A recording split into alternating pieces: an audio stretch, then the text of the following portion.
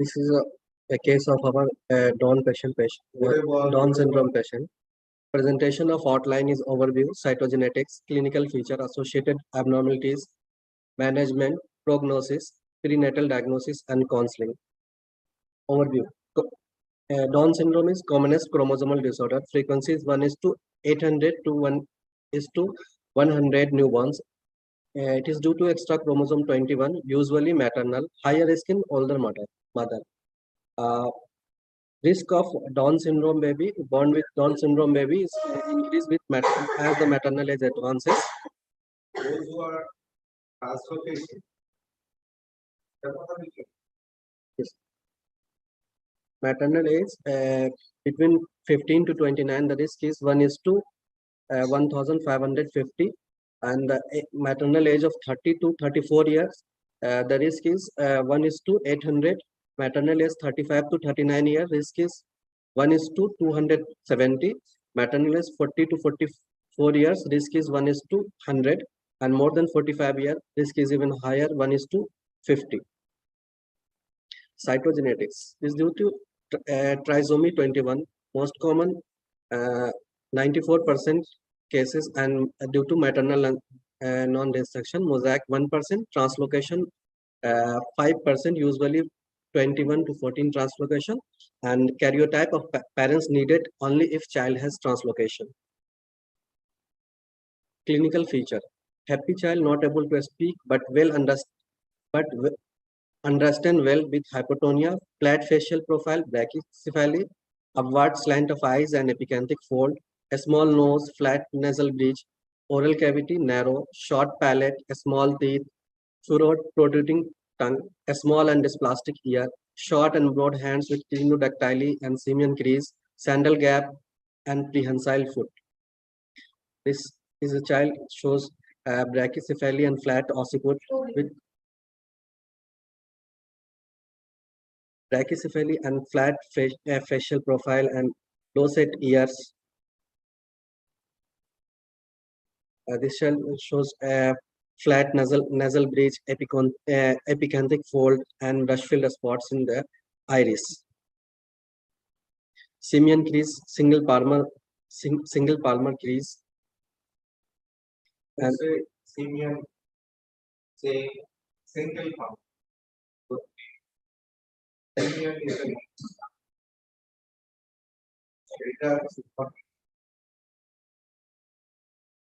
a sandal gap. There is a gap between first and second toe, and a scrotal tongue, protruding and a scrotal tongue. There is a special growth chart for plotting the growth pattern of the children in Down syndrome. Issues in such a child: in eyes, brush-filled spot in iris, cataract, glaucoma, squint, and refractive errors. In ENT, obstructive sleep apnea is common. Conductive hearing loss in 40 to 60% patients, and these patients are prone to serious otitis media. Dental problem, there is delayed dentitions, and after eruption of teeth, there is prone to dental caries. In neck, there is tracheoesophageal fistula and thyroid dysfunctions. In cardiac problems, there is endocardial cardiac cushion defect in 40 to 60% patients, and others in BSD, ASD, and tratology of Fallot's. In gastrointestinal tract, duodenal atresia, most common gastrointestinal anomaly in up to 12% of the patients, annular pancreas, meconium ileus, Hirschsprung disease, and increased risk of celiac disease in these patients. Also,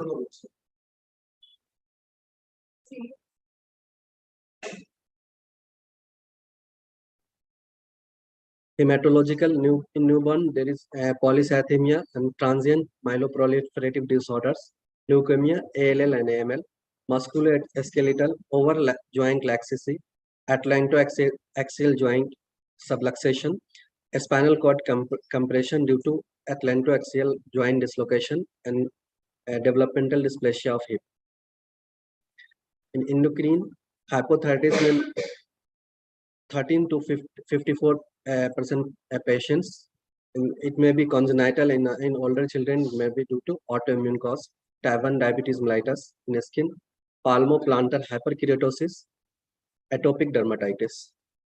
Screening is important in Down syndrome. According to American Academy of Pediatric Guidelines for congenital heart disease, every child should evaluate at birth. Ophthalmic evaluation needed in all Down syndrome children at birth or within 6 months. Then annually vision assessment. Screening for hearing loss at birth or within 3 months by autoacoustic emission and ABR. Then every 6 monthly up to 3 years. After 3 years of age, annual examination is needed.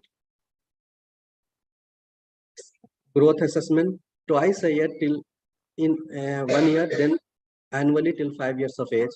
Screening for hypothyroidism, it should be done at birth, then at 6 to 12 months, annually thereafter.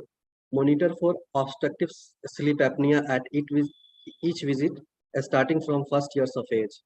Screening for celiac disease should be done at 2 years in asymptomatic cases or whenever symptoms develop, irrespective of age.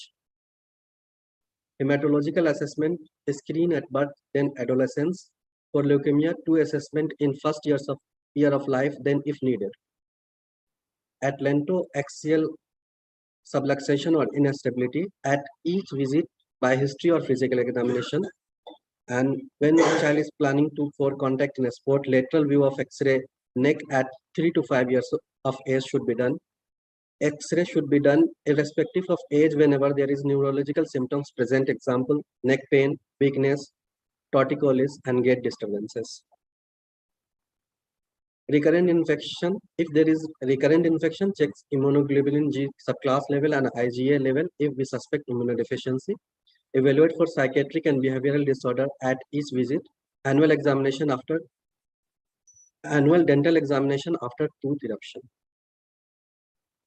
What test to advise at first go when patient came?